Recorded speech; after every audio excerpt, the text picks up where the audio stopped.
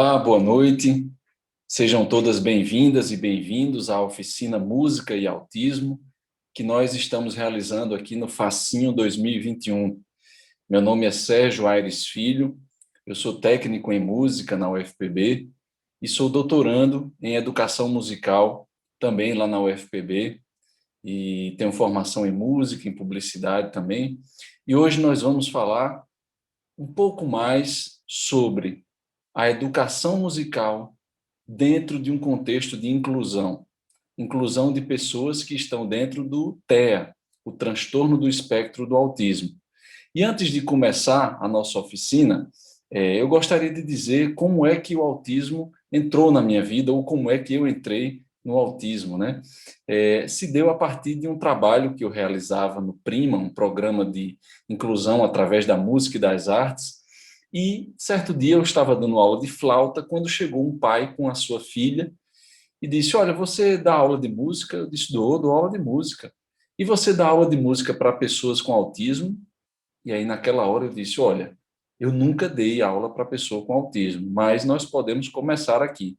E foi um começo mágico, eu poderia dizer, né? Muito bonito o começo. Eu lembro da aluna, ela estava vestida de bailarina, muito feliz, muito alegre com a quantidade de instrumentos que estavam ali, e ela tinha uma sensibilidade auditiva aguçada. E eu explorei essa sensibilidade auditiva dela, me deixei empolgar por isso, e fui descobrindo o mundo do autismo, fui lendo sobre o autismo, fui conhecendo outras pessoas, conversando com os pais, e dessa forma eu tenho me informado sobre o autismo. Então foi assim que começamos. Então, nessa oficina, gente, eu dividi ela em três partes, né? A primeira parte, nós vamos falar um pouco mais sobre o autismo em si. Na segunda parte, cérebro, sensações, música e autismo. E a terceira parte, nós vamos para a parte prática, vamos dizer assim, sobre educação musical e autismo, encerrando com exercícios práticos para que a gente possa finalizar esse encontro, certo? A oficina dura em média de 30, 40 minutos, e eu vou procurar ficar restrito a esse tempo. Então, vamos começar. Essa primeira parte, o autismo, eu gostaria de perguntar a vocês o que é o autismo? Na sua mente, na sua concepção, pela experiência que você tem de ter pessoas conhecidas, né, de já ter evangelizado para pessoas com autismo, você que é pai de criança autista, mãe de criança diagnosticada com autismo, o que é o autismo para você? O que significa esse transtorno? Né, eu gostaria que a gente pensasse um pouco sobre isso, porque eu trouxe hoje algumas características que estão presentes no Manual Diagnóstico e Estatístico de Transtornos Mentais. Esse manual ele é um compêndio com vários transtornos mentais que foram catalogados por equipes médicas, de cientistas também, que vão desenvolvendo esse trabalho ao longo de anos. Então, esse manual ele está na sua quinta versão atualmente, uma versão de 2013, e traz características sobre o autismo que já evoluíram, né, ao longo desses anos todos. A gente vai ver aqui o que está presente no DSM-5, certo? Então, vejamos. Os dois critérios básicos que fazem parte do Manual Diagnóstico e Estatístico de Transtornos Mentais, quando fala especificamente sobre o autismo, ele vai trazer dois critérios. O critério A, que é esse critério aí de comunicação social recíproca e interação social. Então, daqui a pouco a gente vai ver o critério B, mas esse critério aí, ele traz uma série de características que nos ajudam a identificar, a olhar para uma criança e começar a perceber, não para diagnosticar, no nosso caso de educadores musicais, no nosso caso de evangelizadores, não é nosso papel diagnosticar, que fique bem claro isso desde o começo da nossa oficina, mas que possa nos servir para que a gente possa identificar algumas dessas características. E quais seriam elas? Vejamos, déficits de linguagem, então, varia de ausência total da fala, atrasos na linguagem, compreensão reduzida da fala, fala em eco, até linguagem explicitamente literal ou afetada. Então, vejamos, esse é um dos pilares do autismo, a questão da linguagem. Ah, mas quer dizer que se a pessoa fala bem, tem uma articulação boa, ela não é autista? Não necessariamente. Né? A gente vê aqui que uma dessas características é o atraso nessa linguagem ou uma compreensão reduzida da fala. Uma compreensão, então tem a ver com a receptividade da linguagem também, certo? Outra característica, déficits na reciprocidade socioemocional.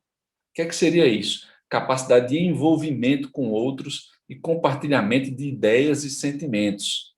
Outra característica, imitação reduzida ou ausente de comportamento de outros.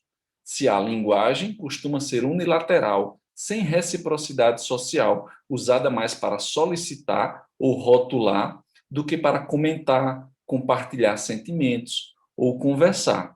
Essa parte final aí dessa característica é essencial. Ela está uma linguagem, né, utilizada muito mais para solicitar, sem muita reciprocidade social, do que para comentar, para compartilhar sentimento. Olha, eu estou me sentindo bem hoje, eu estou me sentindo muito feliz, hoje eu estou me sentindo estonteante. Essa capacidade fica reduzida no autismo, certo? Outra característica, nos adultos, os déficits na reciprocidade socioemocional incluem dificuldade de quando e como entrar em uma conversa e também sobre o que não dizer em determinada conversa.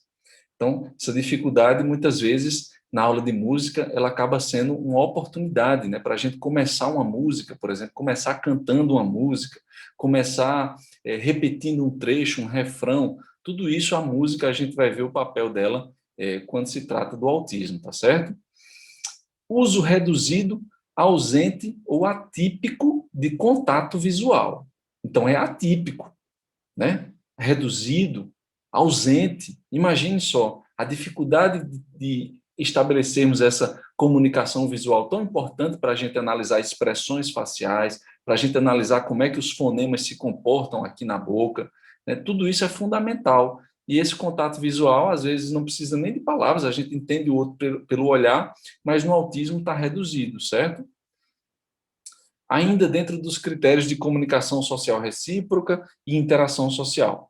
Uso reduzido de gestos, expressões faciais, orientação corporal ou entonação da fala. Então, é muito comum falas com a melodia estática, né? Você não vê muita variação melódica na fala. Isso a gente também vai aprender a identificar também com a música, certo?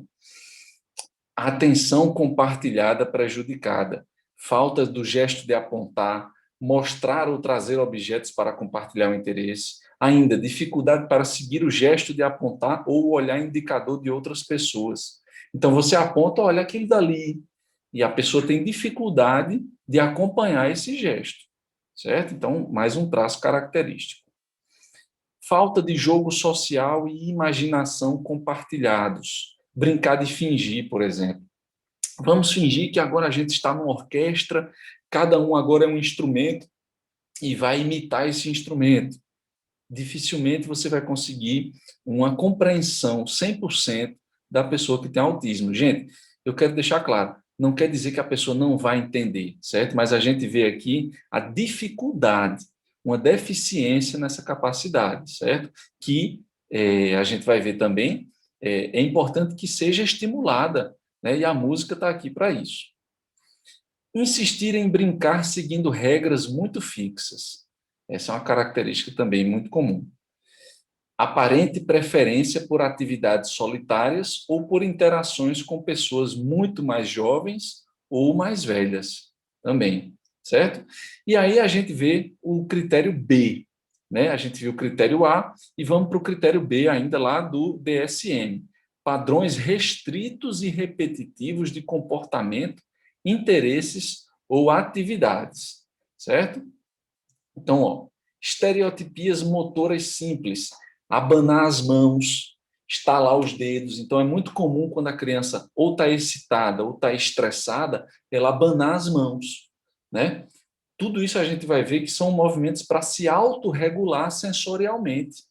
Às vezes ela está recebendo muito estímulo sensorial, seja ele auditivo, visual, tátil, olfativo, gustativo, e ela faz isso aqui às vezes para se regular, ou ela está super excitada, né? E não está também sabendo regular essa excitação interna. Então, ela faz isso para poder se regular no seu comportamento. Uso repetitivo de objetos, girar moedas, enfileirar objetos, também são características do autismo. Fala repetitiva, ecolalia. Então, por exemplo, a criança está assistindo a um filme, aí tem uma expressão lá que, sei lá, o gatinho faz, eu vou pegar você.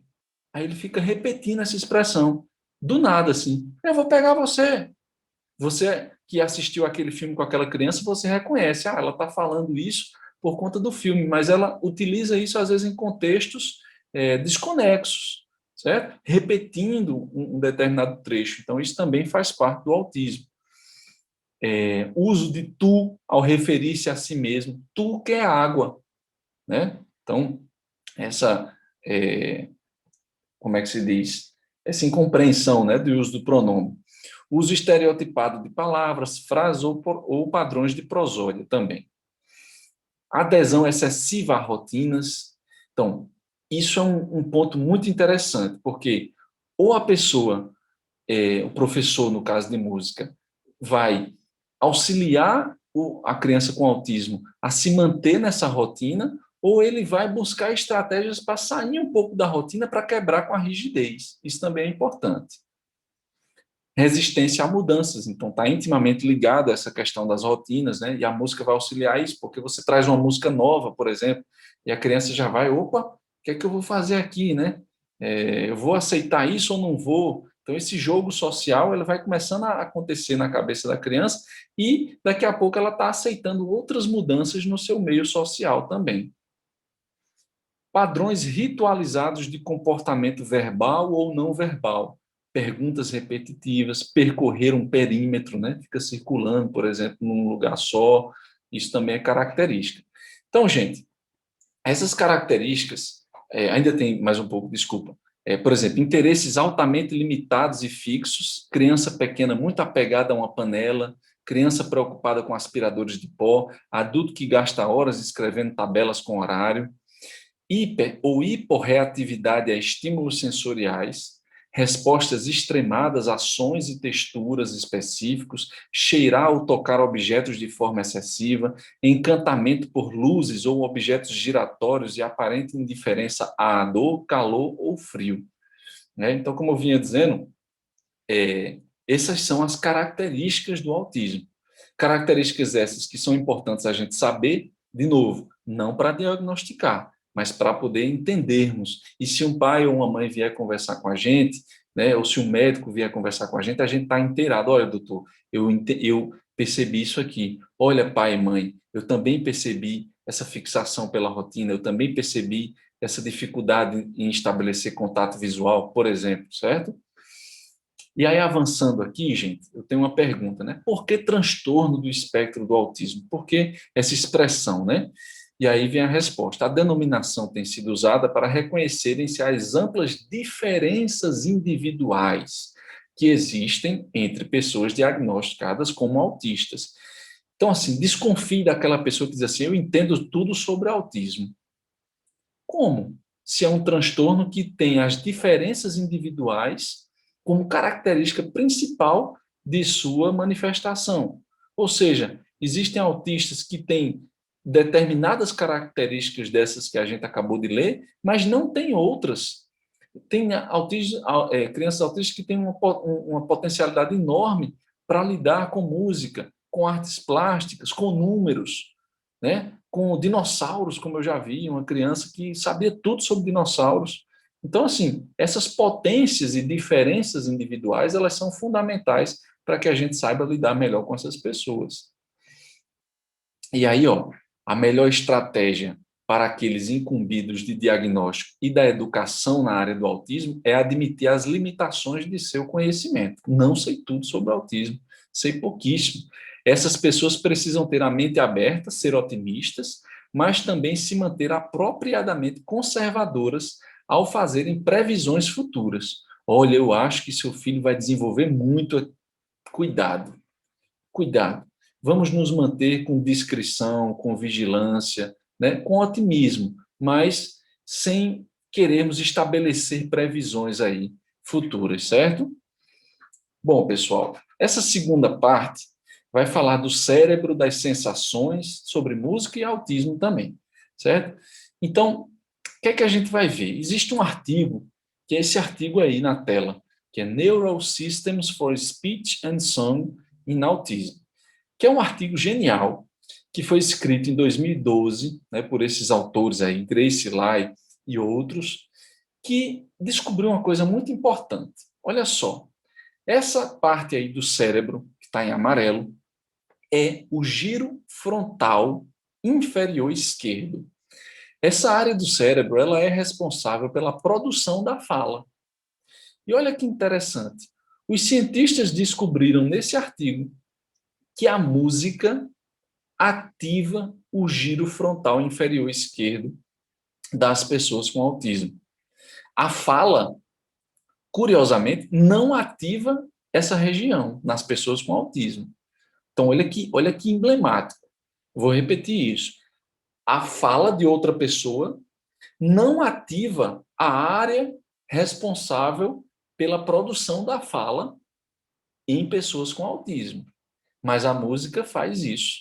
A música consegue atingir essa área e é muito comum, gente, muito comum mesmo, pais e mães relatando que, olha, meu filho começou a aprender a falar cantando as músicas infantis que eu colocava para ele no celular, no computador.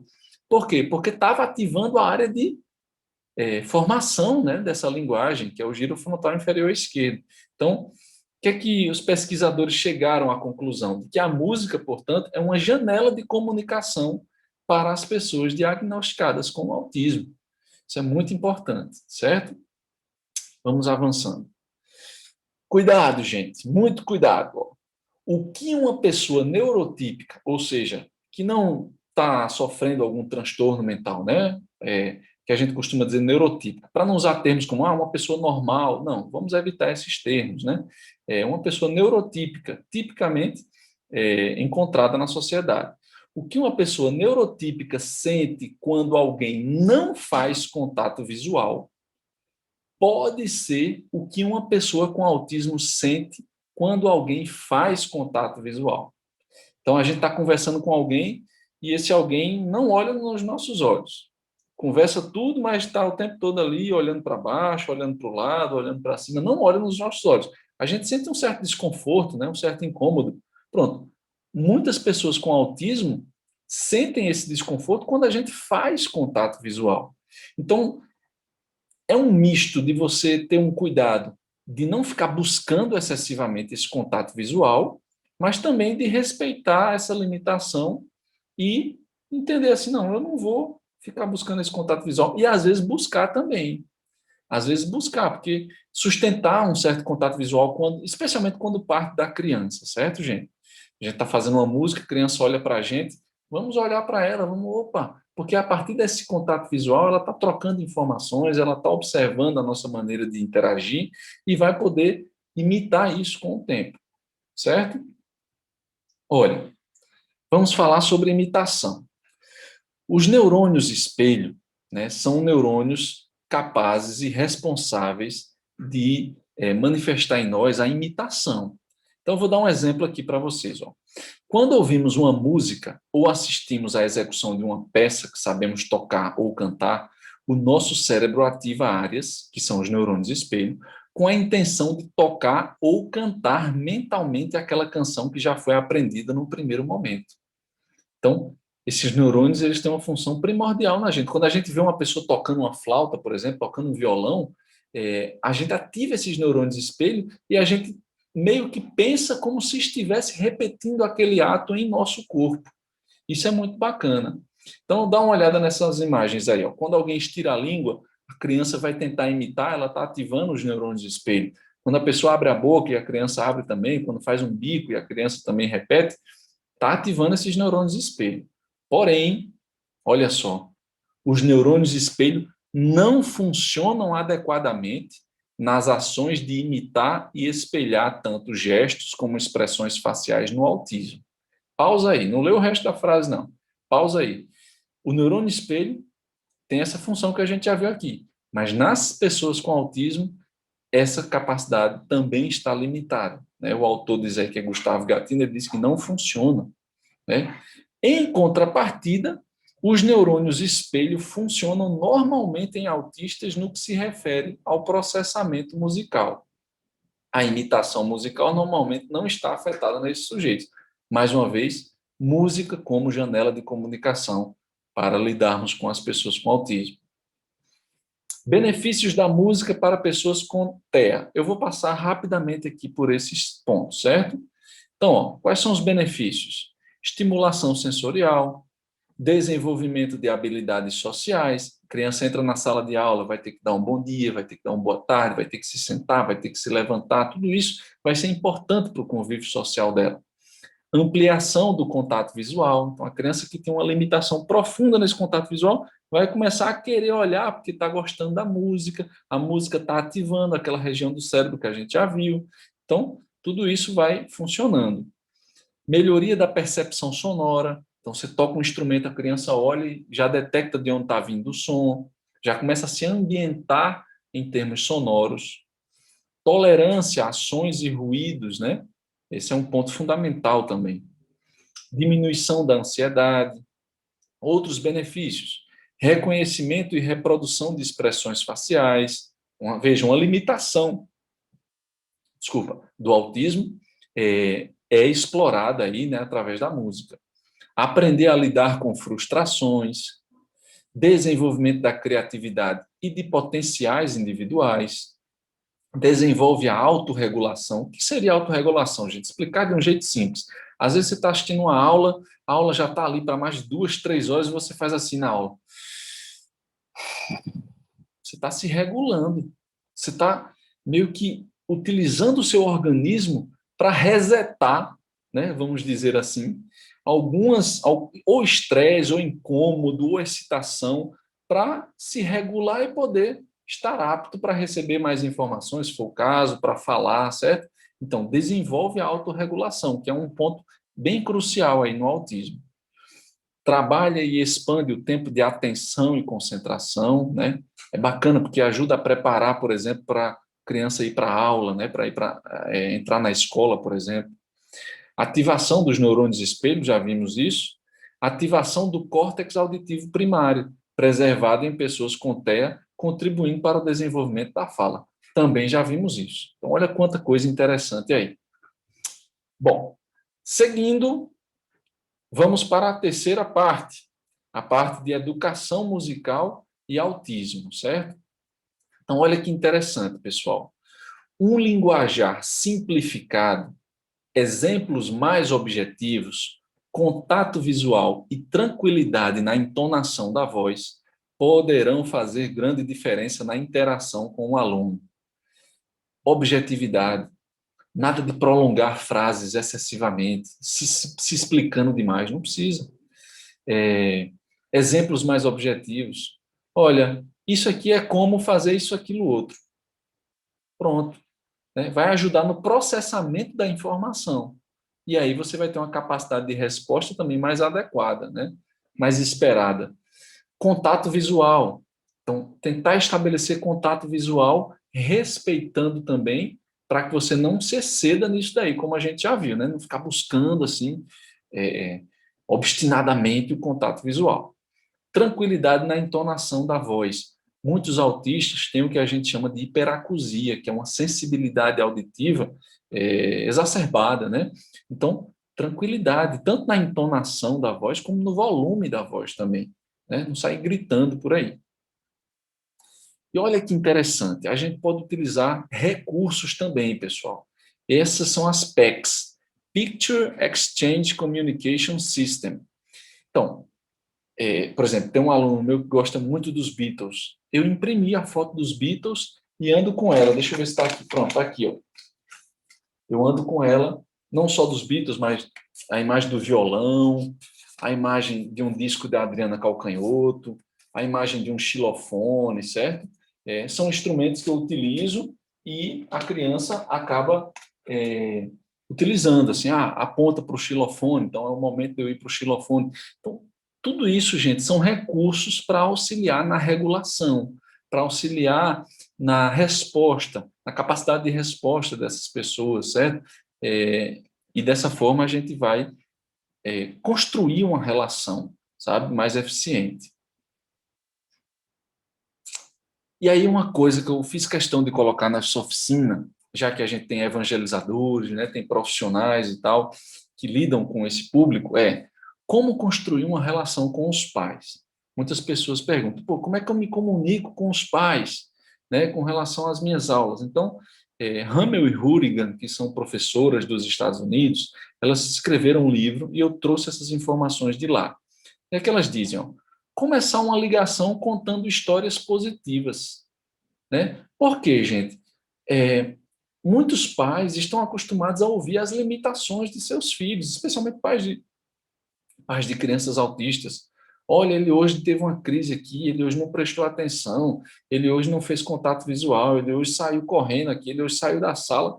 Eles estão cansados de ouvir isso. Vamos falar das potências.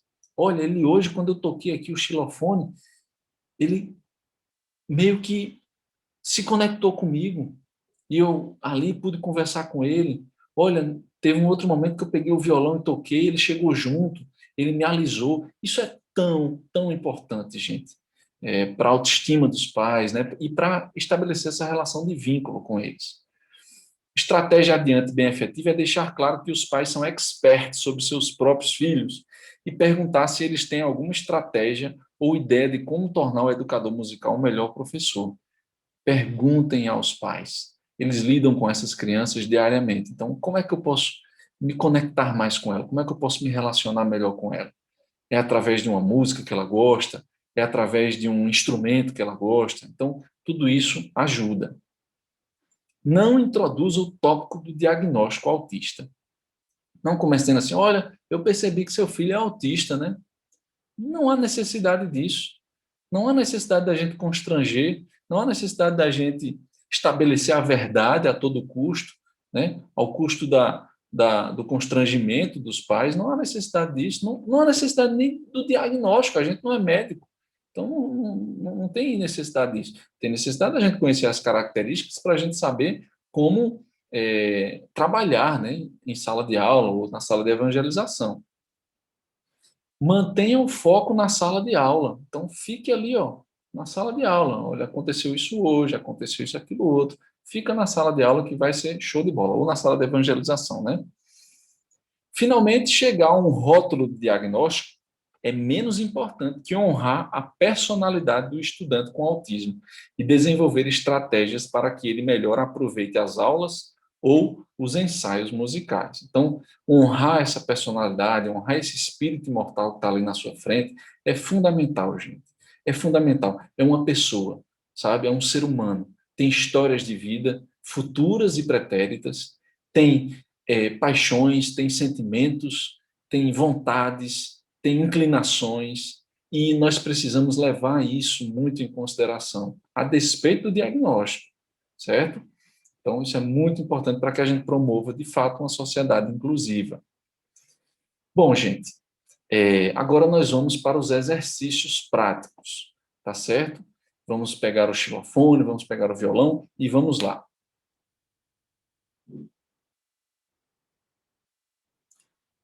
Bom, pessoal, é isso. Eu espero que vocês tenham gostado dessa oficina.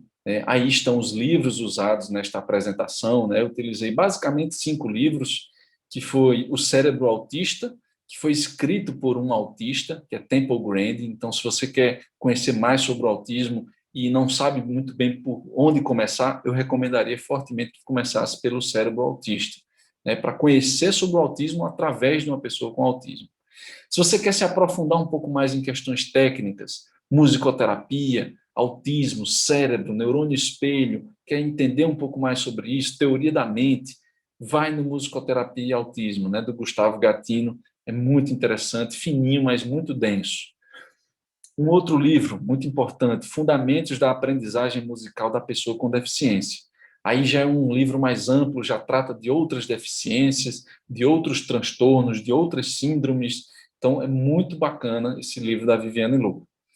Se você é professor de música, sabe inglês e quer se aprofundar mais sobre educação musical e autismo, eu recomendo Teaching Music to Students with Autism, que é um livro, o único livro que eu encontrei, basicamente sobre esse tema. Agora lançaram um em português muito recente, mas ainda não li. Desculpa, mas esse aí é muito bacana. E se você quer conhecer mais sobre o autismo em si, do ponto de vista técnico, científico, fisiológico, eu recomendaria O Desenvolvimento do Autismo, do Thomas Whitman, tá certo? Então, gente, eu agradeço muito pela presença de vocês, por estarem até aqui, agradeço muito ao Facinho e a toda a equipe do Facinho pelo convite, né, para que essa oficina fosse feita. E coloco-me à disposição, aí está meu e-mail, meu Instagram, fiquem à vontade para enviar perguntas, para compartilhar material, certo? Eu posso compartilhar com vocês também. E agradeço de coração por terem ficado até aqui. Então, tudo de bom, fiquem com Deus, que a espiritualidade nos abençoe hoje e sempre. Até mais.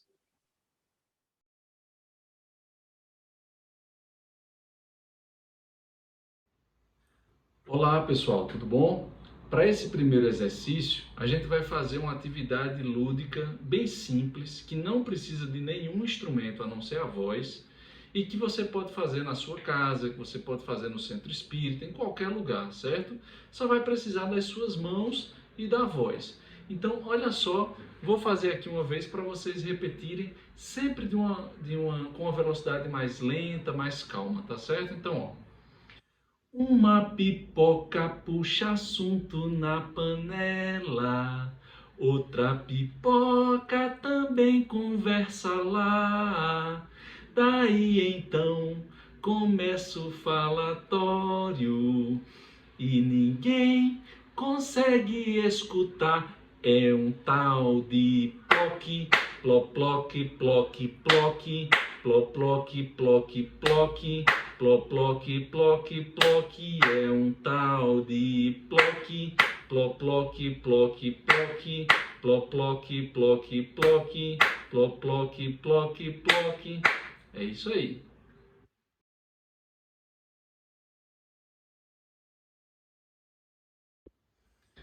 Oi, gente. O segundo exercício, a gente vai utilizar o violão e a voz, certo?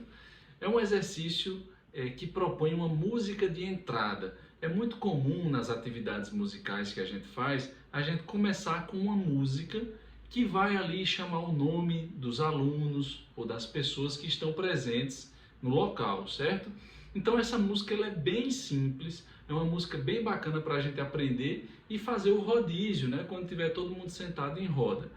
A música tem uma letra que diz assim, ó: Olá, Pedrinho, bom dia, Pedrinho, que bom que você veio, gosto muito de você. E aí depois é só você trocar o nome de Pedrinho por outros nomes.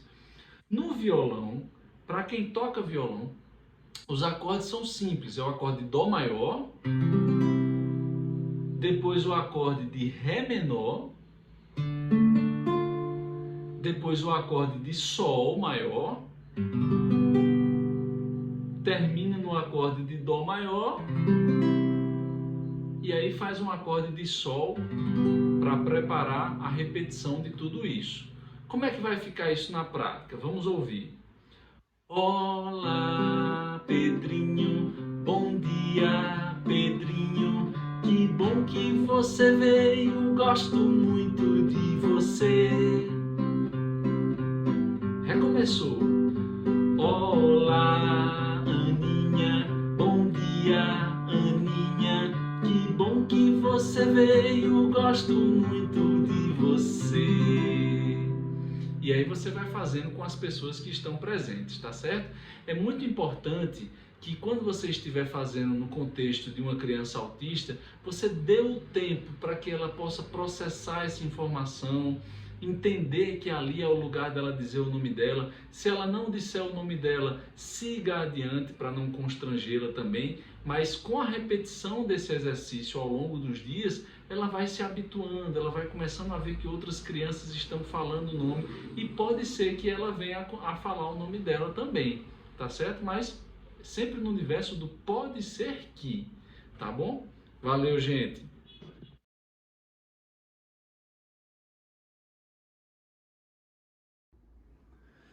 Pronto, pessoal. Por fim, o terceiro exercício, eu vou utilizar esse instrumento aqui, que é um xilofone modelo Orff, ORFF. São instrumentos feitos de madeira e que as teclas, elas podem ser removidas. Como vocês podem ver, eu removi as teclas Ré, Mi, Fá, e aí, Lá, Si, Dó e assim por diante. Mantive somente duas teclas, a tecla Dó e a tecla Sol. Vamos ouvir o som dessas teclas? E aí, qual é um exercício muito bacana para a gente fazer com as crianças?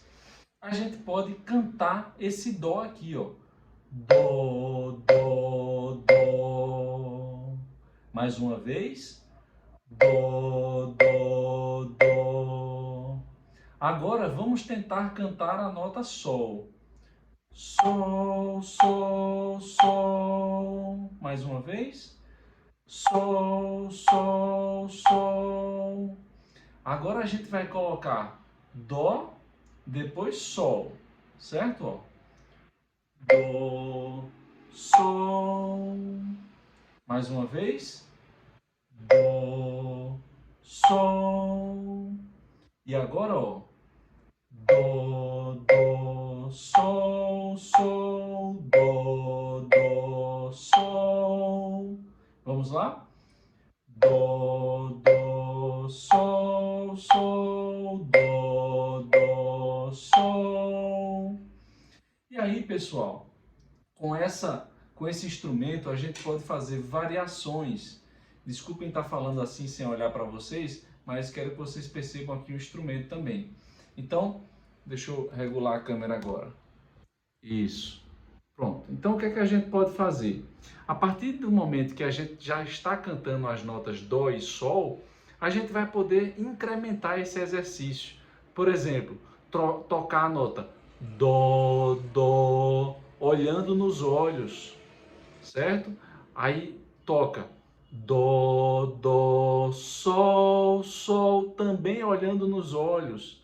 Aí conseguiu olhar nos olhos, vamos agora tocar o Dó sentado e quando for a nota Sol, tocar em pé. São variações que a sua criatividade pode elaborar para que a brincadeira fique mais divertida, tá certo? Um forte abraço e muito obrigado.